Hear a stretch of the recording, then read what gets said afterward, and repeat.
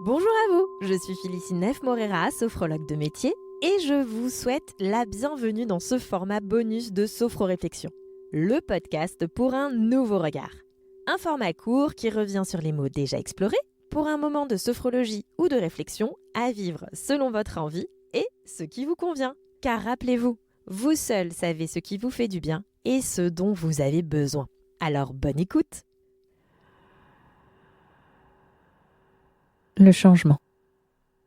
Le changement est la modification d'une situation, d'un état, d'une personne. Jusque-là, il y avait quelqu'un, quelque chose de connu, et puis, c'est la bascule. Le changement, c'est l'abandon de nos habitudes, de notre mode de fonctionnement, de nos automatismes.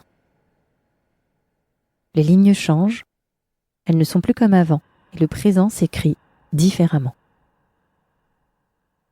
Le changement nous pousse à regarder là où rien n'est sûr, où rien n'est certitude, où tout n'est que peut-être.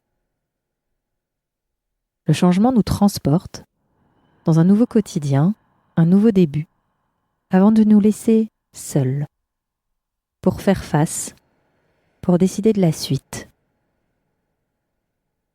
Le changement appelle l'inconnu comme un ami et l'installe chez nous, dans nos murs, souvent sans nous le présenter. Le changement est aléatoire, imprévisible. Il porte un risque. C'est pour cela que le changement dérange. Avec ou sans notre accord, il se pose là. Il nous contraint à bousculer nos certitudes, nos attentes, nos croyances. Le changement est autoritaire. Il exige d'être considéré. Il n'aime pas quand on l'ignore. Nier son existence, c'est aussi prendre un risque. Celui de réveiller sa fureur, car lorsqu'il se sent rejeté, le changement ne laisse aucune alternative, aucune marge de négociation. Il s'impose, car il a décidé qu'il serait accepté, sans tenir compte de notre consentement. Oui, le changement fait peur. Il nous met en état d'urgence, en état de vigilance. Parce qu'il demande des réponses. Est-ce que nous savons faire ? Est-ce que nous sommes fiables ? Est-ce que nous sommes capables ? Le changement est un monstre qui attend la première de nos faiblesses pour nous tomber dessus. Ces mots existent. Ce sont des mirages qui font parfois écho à nos pensées. Alors que le changement, ce n'est qu'un mot. Prenez le temps d'épeler chacune des lettres de ce mot et de les observer comme un objet, pour les voir autrement. C-H-A-N-G-E-M-E-N-T.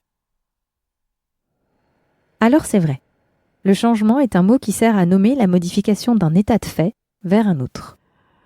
Seulement, lorsque notre attention se met en état d'alerte face au changement, c'est pour observer ce qui se propose. Car le changement est factuel, comme une image.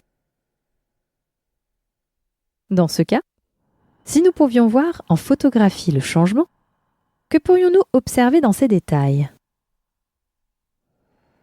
Et si le changement est le compteur de notre histoire ?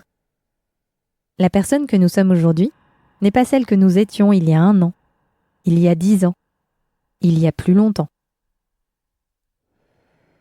Ces périodes de transition, ces mutations, ces nouvelles destinations, c'est bien par le biais de nos changements que nous les racontons aujourd'hui. C'est lui qui nous permet de visualiser nos différentes évolutions. Et si le changement est une invitation pour une interaction avec soi-même, une rencontre avec ses propres besoins ? Car après tout, notre regard est par défaut tourné vers l'extérieur. C'est physiologique. Seulement, il arrive des moments de vie où les sens sont à fleur de peau, où les émotions sont palpables. Notre attention n'est plus exclusivement dédiée aux autres, elle nous prend aussi en considération, pour nous demander peut-être de nous regarder, de nous rassurer.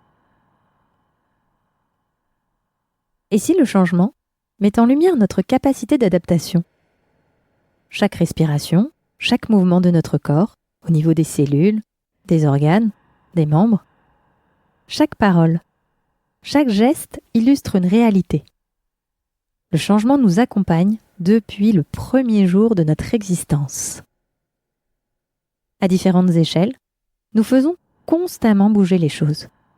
Nous l'avons déjà fait, nous le faisons, et nous saurons le refaire. Parce que même lorsque notre mémoire oublie, notre corps se souvient des mouvements. Et si le changement est le calme après la tempête? La suite. Ce que nous devenons, ce que nous gardons lorsque nous retrouvons notre équilibre après avoir senti la chute. Ce moment à part, en sécurité, où nous pouvons constater, accueillir et revoir l'horizon. Pour observer, pour faire de la place à ce qui s'est déroulé. Parce que, soyons honnêtes, qu'il soit volontaire ou pas, le changement peut autant être attendu que redouté. Et si le changement est un éveil à l'instant présent, une connexion instantanée à ce qui se vit ici et maintenant, plus d'avant, plus d'après, juste là au présent. Car là, dans l'instant, il y a quelque chose à regarder, à écouter, à ressentir, à savourer, à deviner. Quelque chose qui n'est pas dans nos habitudes. Quelque chose d'encore inqualifiable pour le moment. Et si finalement, le changement est un droit de réponse face aux aléas de la vie, le droit de bouger, le droit de corriger, le droit de partir, le droit de reprendre la parole, le droit de se tromper, le droit d'affirmer la personne que nous sommes et ce que nous vivons face à ce qui se propose. Le changement n'est pas un monstre. C'est juste un mot aux multiples facettes, car rien n'est figé. Notre conscience est en perpétuel mouvement. C'est pour cela que la partie réflexion touche à sa fin. Si le format vous plaît, vous pouvez partager l'épisode, laisser une note sur votre plateforme préférée et surtout continuer d'explorer d'autres mots. Car n'oubliez pas, un mot, ce n'est qu'un mot. Ce n'est donc pas son orthographe qui en fait sa valeur, c'est le regard que vous portez dessus. Je suis Félicie Neff-Morera et j'ai créé, monté et réalisé de toutes pièces cet épisode. Alors, à bientôt!